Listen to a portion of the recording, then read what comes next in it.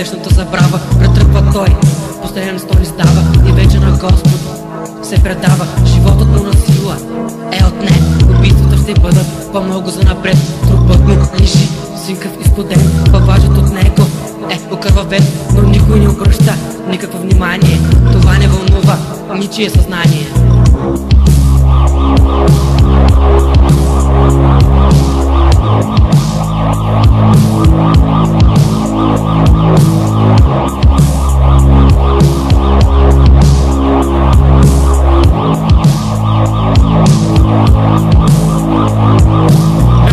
Някой убива, след това грижливо трупът му скрива, но ако някой случайно го намери, престъпникът започва да трепери. Знае, че възмездието следва.